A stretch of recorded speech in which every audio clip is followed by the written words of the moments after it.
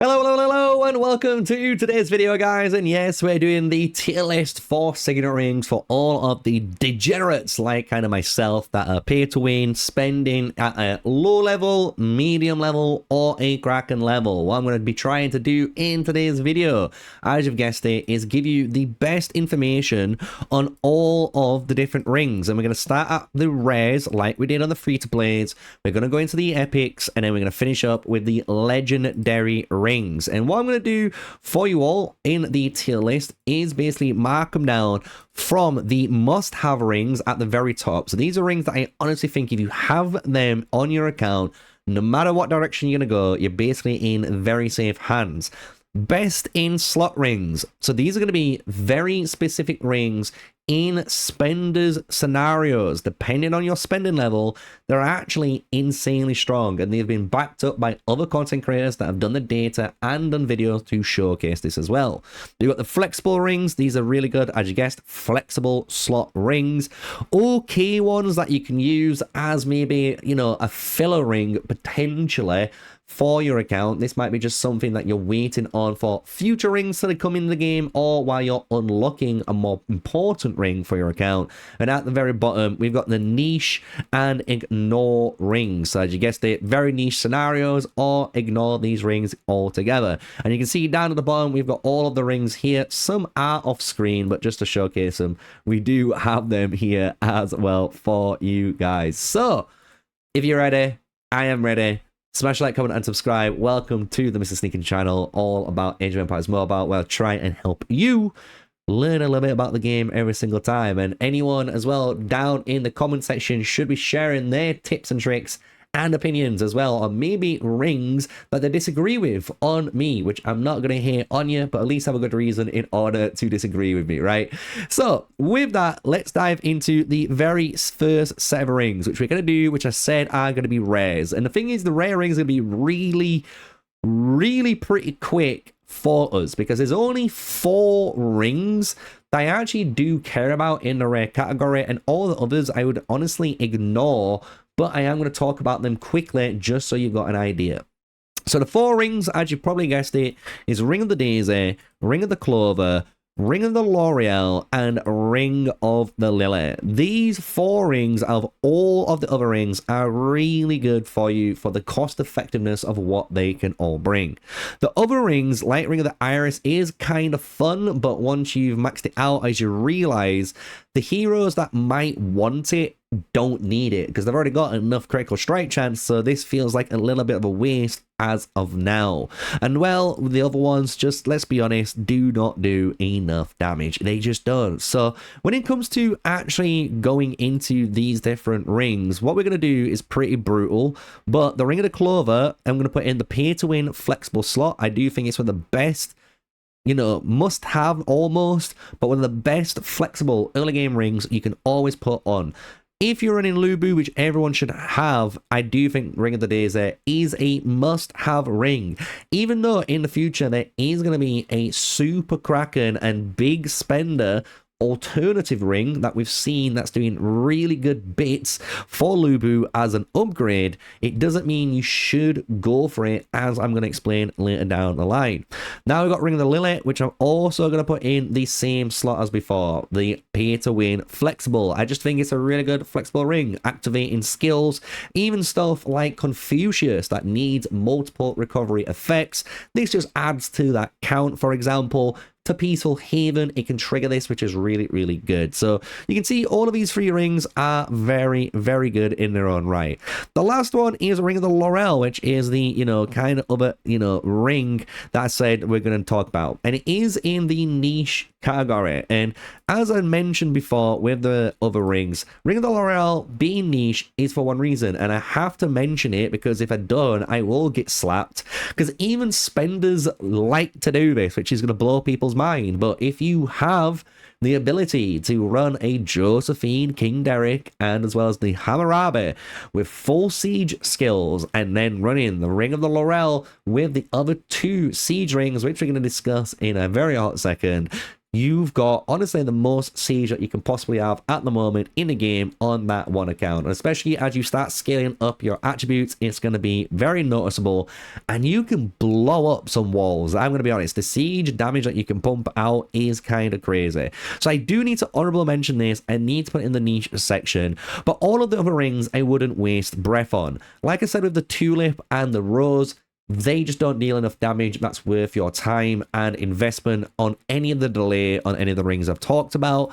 Same with the Hyacinth. It's a really cool ring that you could get to level 10 maybe, just to help get your hero XP. But one thing that you'll notice, again, being a bit more of a spender, you don't need to rely as much on killing troops or tribes, shall I say, on the field. You're going to be using, you know, your different currencies in the events to just get the extra XP to purchase and put onto your heroes. So this typically doesn't need to be much of an impact for you. But the other ring, Sunflower and the Violet, you will be using, but you don't need to go absolutely crazy on it straight away. Make sure you got the other rings first done. That's going to be more important. But this is increasing your gathering effectiveness, so I will give these honorable mentions. So that is the rare category actually done. Nice and simple. Honestly, I think this is the best way to put it for the rares. So now we've got a bunch of the different, as you can see, epics, and we will finish up the niche category because I think it just makes sense. Ring of the Elephant and Ring of the Rhino. These are just the other 2 rings that I just discussed, right? So for the same reason as Ring of the Laurel, those 2 are going to go into that one same category. So that is pay to win niche, right? Because they are niche in what they do, but you can get these rings later on, right? Once you've picked up your main formation ring or your second formation rings, depending on how many formations you're running and obviously your spending level in order to support those formations, this becomes a really good option later down the line. Once you've completed your main signet rings, you can get this going, honestly, super cheap. And I will tell you, your alliance and error will help be very thankful to you in these events. So straight away, those are those epics. So now let's go into some that I think that are, again, going to be some must-haves. So these are must-have rings for different varieties of players, but I do think for especially spenders that can get access to other heroes that normally free two-player players can't get access to, can get a bit more value out of these rings as well. And that is going to be, as you've probably guessed it, still the Ring of the Nightwolf. It's going to be Ring of the Falcon, and it's going to be Ring of Serpent. Yes, all 3 of these rings I actually think are monstrously good for spenders. And that is because, especially with the Ring of the Serpent that you just saw, spenders are able to get more tech power. And that means generally they've got more base attributes, they've got just more stats over you. So when it comes to the Ring of the Serpent and you're able to add more stats on top of yourself and then use the power of the might that you've got on waste on marchers like Ramses as a really good example, guess what? This kind of goes absolutely overdrive. And the good thing about this ring, and this is why I want to put it in the must-haves compared to the free-to-play version, I think this is such a good ring for low spenders. I think it's good for medium spenders, and I think it's good for high spenders. I think no matter what, this ring is a super powerful ring, and in the future, when you're running a Ramses with a better ring potentially that you could be equipping to him, you can still use this Ring of the Serpent on, if you're a big spender, your second commander, which should be your Pyrrhus or Sun Tzu, depending on which one you run in rally scenarios instead of the Ramses, right? So really good must-have ring, and for the same reason as we know, Nightwolf up there, this is kind of the prime time epic ring for Warrior Cavalry. So if you're running Warrior Cavalry with Lubu, this is a must-have ring. It's just empowering you so much. It's kind of unreal. And if you guys need to, you can check out my Warrior Cavalry guide video where we showcase all of these rings that you're going to be needing, including the Ring of the Nightwolf. Going into the Ring of the Falcon, like I said, is a must-have for the healing and the damage reduction effects that you're able to get. That ring is just absolutely game-changing, I am telling you. And the thing is, for this ring, it helps multiple spenders depending on what formation you want to go down. Like I mentioned with the swordsman or the archers or obviously even the cavalry, you are going to be able to get a healing effect through someone. So if you put this on them, it gives them a little bit more healing effect, and obviously you get the troop defense with the damage reduction. But on heroes like Elizabeth, this healing effect actually increases your conversion on assimilation. So it even helps tactical pikeman players as well. So it actually has a bunch of different homes. And even at level 30 to 40, this ring is honestly such a good powerhouse.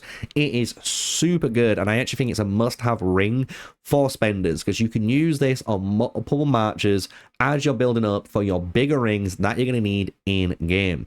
And kind of with obviously mentioning that Nightwolf, just to give it a little bit of love, it does come with the commander damage. So just a tip and trick with your Ring of the Nightwolf, you always want to equip this to your second hero in your formation that has the highest might. So the second highest might user is going to be Ring of the Nightwolf, because most likely your Lubu should be the highest might, doing the most damage, and then your third hero having the lowest might and doing whatever defensive duty ring he's going to be on.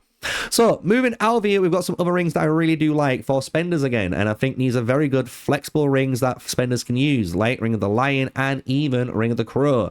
I actually think these rings are much better for spenders because they have much better, again, stats and formations that have access to them. The issue is, I do think Ring of the Crow is a little bit worse than the Ring of the Lion. This is because this is 100% passive. This is always gained. You just have this online, while Ring of the Crow, as many people don't realize, is a active ability. So even though this is still a 30% chance, you are rolling the dice. So sometimes this doesn't go off, sometimes it does, and you can definitely feel the difference when it does at max rank, giving you 55 might all the way across the board.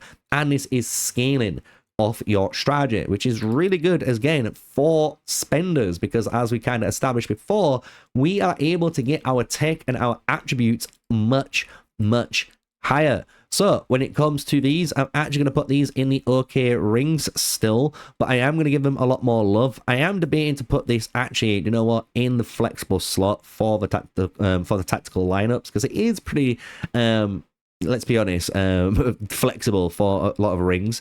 Again, Ring of the Lion up there. I would put Ring of the Lion a lot higher than the other two. Same with the Ring of the Crow. I would probably rank them in this order. And when it comes to the top, I would rank them in that order for you guys. So we've got them all in kind of ranking in power that I would say for a spender. Then we've got some others that we've got, right? So these are the remaining rares that I haven't put in. So let me just smash these all into ignore, which we already know. When it comes to these remaining ones, there is some that I like and some that I don't like. So Ring of the Deer, I think, is an actually okay ring. It is a lot better than people give credit for. However, you do need to run Ring of the Deer in double DPS setups. So this is really good as a ring for heroes like Miyamoto and Lagertha, right? You equip this to Scipio, and your Scipio is either going to empower Miyamoto or is going to empower Lagertha. And either one that gets empower is dealing more damage. It's actually going to help them quite tremendously within their kit and obviously scale your march. So if you're doing double DPS setups, this is actually a really good ring in that situation, right? Another one that we can run is Ring of the Bear. I actually think Ring of the Bear is, again, a really good, okay ring. I don't think it's something you should ignore. I don't think it's a niche ring at all. You can actually run Ring of the Bear in multiple comms. If you're, again, running Cavalry, this is a good option for an all-out build. If you're running even the Swordsman, you can sacrifice 20 armor because you got a ton of armor and you're really defensive anyway, and get a ton of damage steroid to your main commander. And even for Warrior Archers. Warrior Archers really do love this ring because they've already got no armor. So if you're getting no armor and you're reducing that armor by nothing anyway, why not just do even more damage? So this does help marchers like Alp Aslan, if you are wondering, for the Warrior Archers, for those players out there. When it comes to the remaining rings, this is going to break some people's hearts, but I would honestly, for the time being, ignore the Seahorse.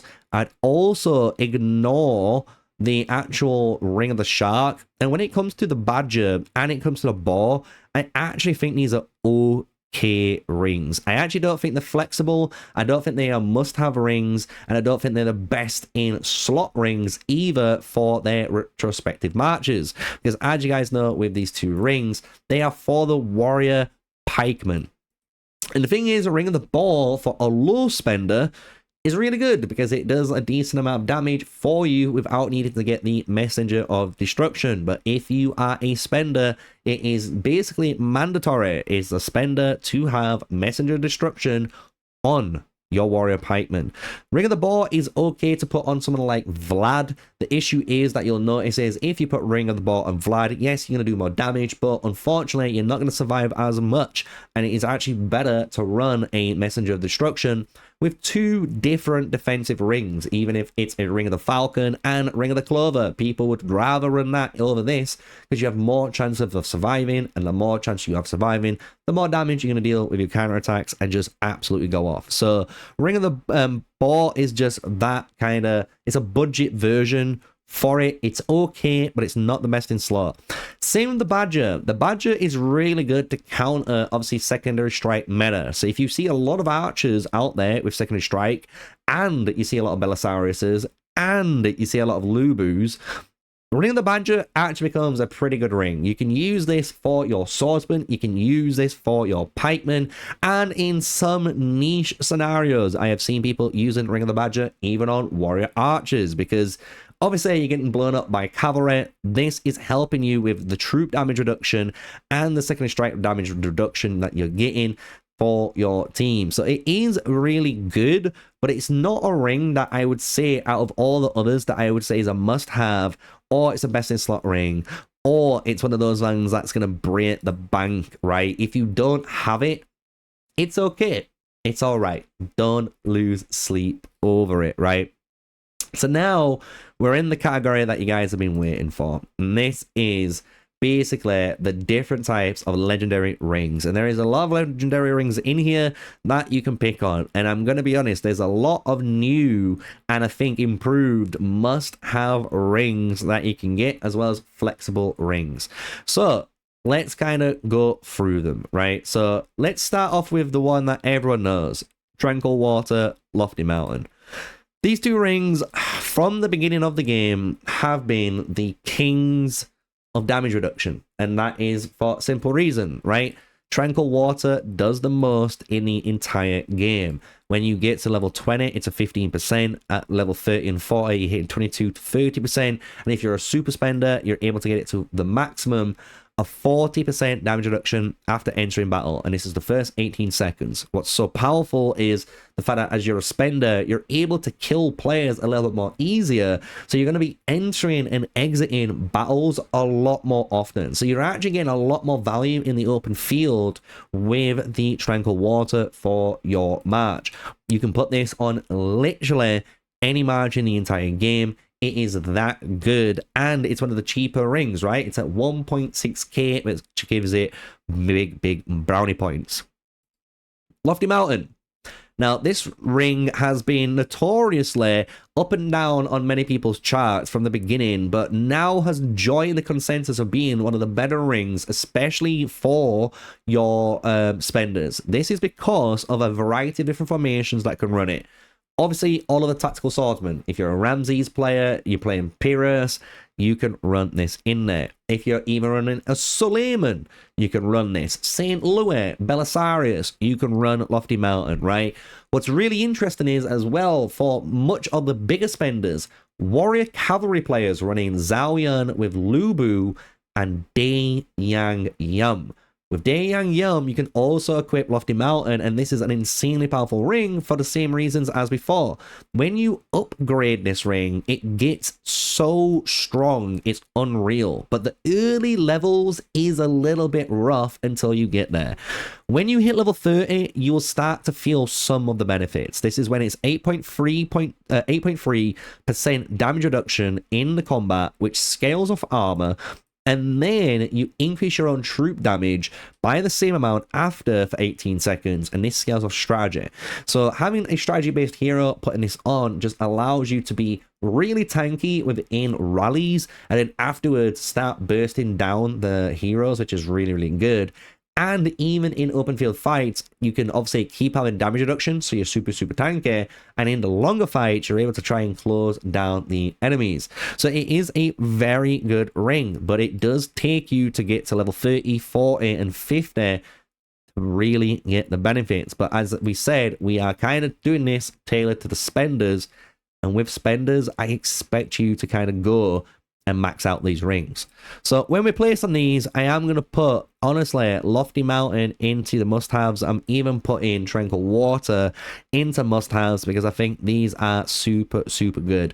The thing is, some people might consider maybe later down the line other rings in the flexible slot, but I'm going to talk about those now. So we do have some brand new rings. Sage of the Judgment.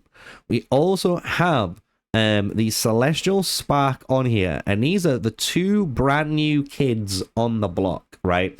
These are rings that I also believe if you have them, you're in safe hands, and they're in different categories for different reasons. Celestial Spark is fantastic if you're a might-based march. Literally, warrior swordsmen, warrior pikemen, even warrior archers and cavalry can all use Celestial Spark, because no matter who you have it equipped to, it says you increase the might damage dealt by your two heroes with the highest might. So literally, this can be equipped by anyone, and this standard effect is going online. And the thing is, this is a nice amount of damage. It's 20% increase, and you get in an additional 10% damage reduction, and even on lower levels it's 15% in 7.5. It's a lot of free damage and damage reduction that you didn't know that you needed in your life. And the thing is, this is another alternative instead of, you've guessed it, the Lofty Mountain. So for that same reason, we've got to put it in, I believe, for spenders, a must-have ring. And just remember that I'm going to say this right here and right now.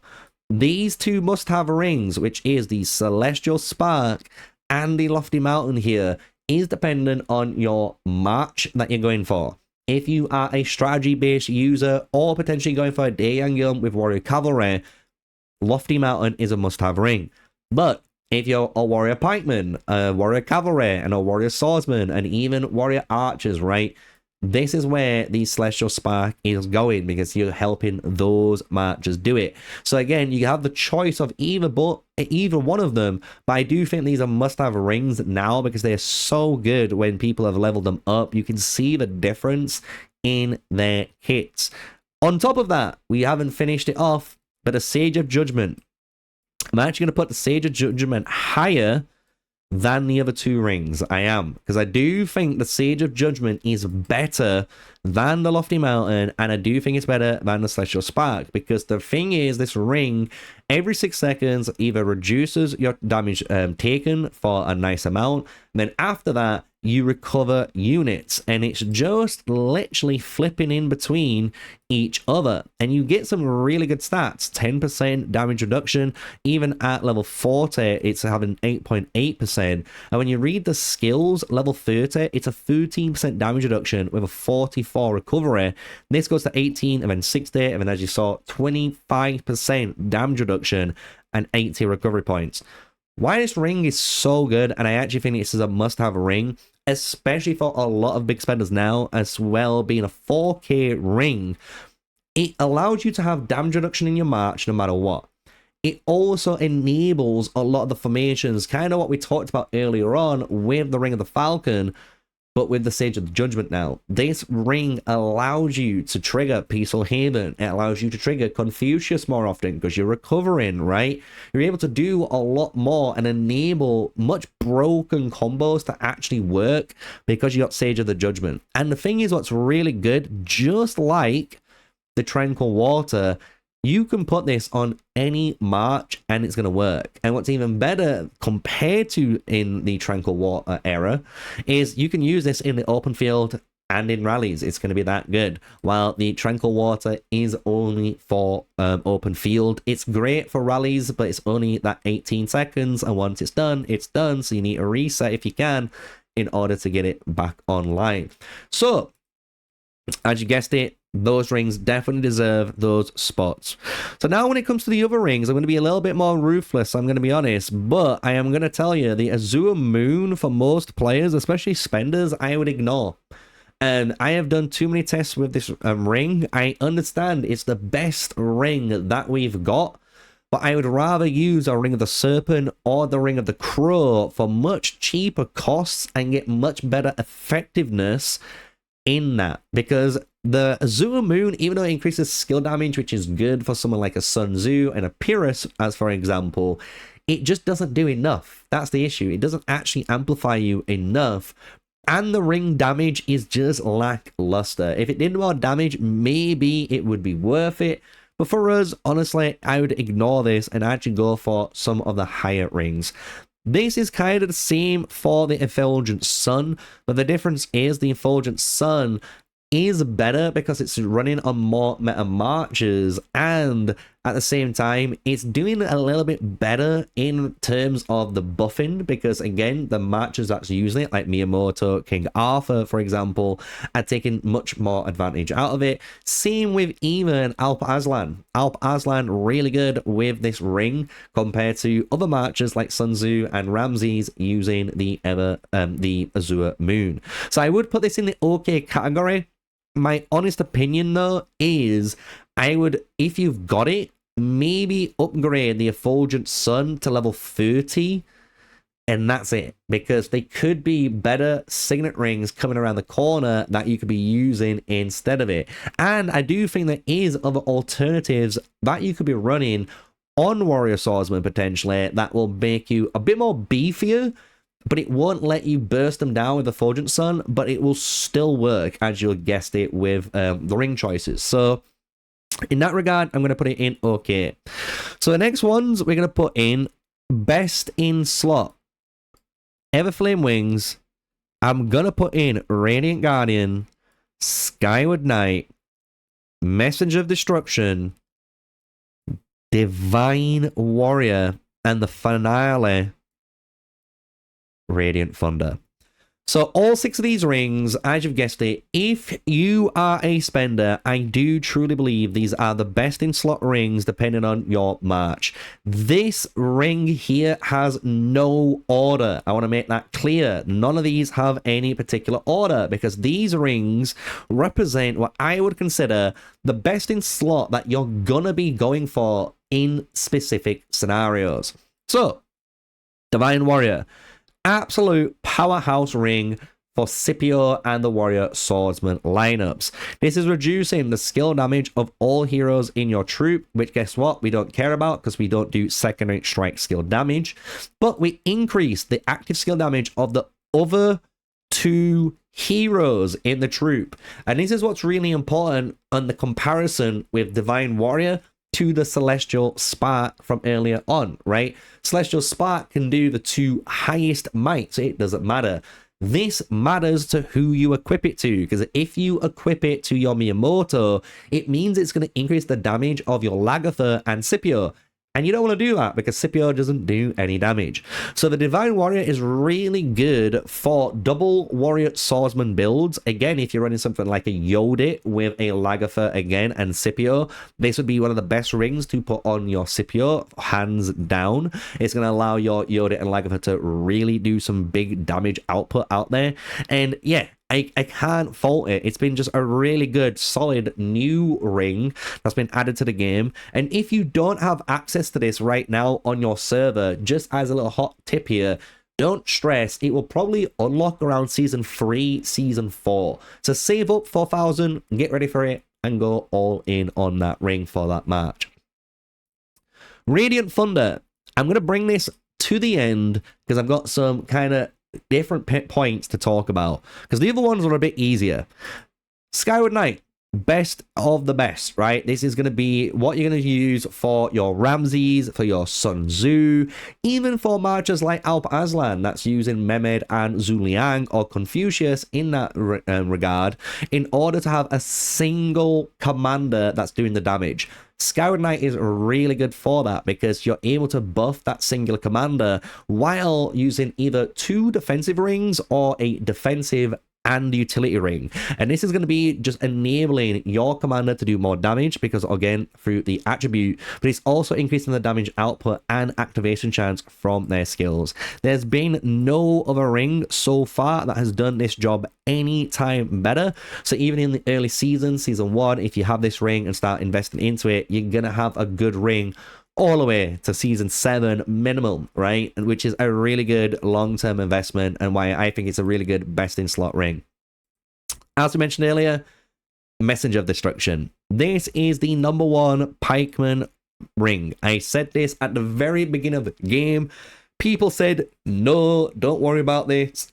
Go for Ring of the Boar. Now everyone has switched tune and understand the power of this ring because it is the highest scaling ring you've got in the game for Warrior Pikeman. This is increasing your damage output by 75%. Yes, you heard fucking right. And even at level 30, it's a 41% increase, which almost matches a maxed out epic ring. At level 40, it's a 56.7. So it's just insane for Cyrus. So if you're playing Cyrus in any configuration, that is with Vladimir, that is with your Roland, that is with Mansa, right? Any configuration that you've got it, this is on your Cyrus, no matter what. This is the #1 ring for him at the moment. It is no joke.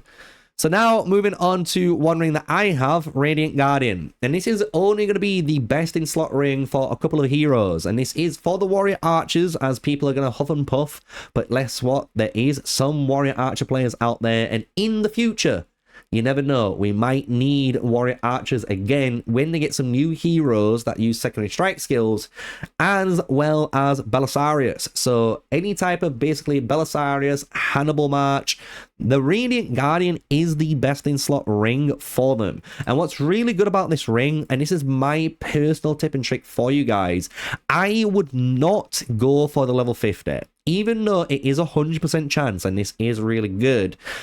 Everyone will tell you when you get a level 30 ring and you try it out for yourself, the 67% chance is actually enough. Going any more of an investment to the 82% or 100% of chance, you will realize feels like a waste because you're going to be able to use that same fine gold on any of the other rings that you've been able to look at on today's video and invest into. So with this ring, I will say put it at a level 30 only and save yourself a bunch of investment and you will be happy with this. It's going to give you a bunch of normal attack damage. It's going to allow all of you guys to hit really hard and more importantly into the double attack state, which enables builds for Belisarius and your Mulan, which doesn't need now the double attack skill, which means more damage skills, more damage output, greedier plays, right? It's really, really good, I promise you, right? So that is those rings. So let's finish up with the finale 3. We've got 3 rings at the moment, which is the Lord of the Eastern Heavens, Scorching Flame, and the Sacred Sage.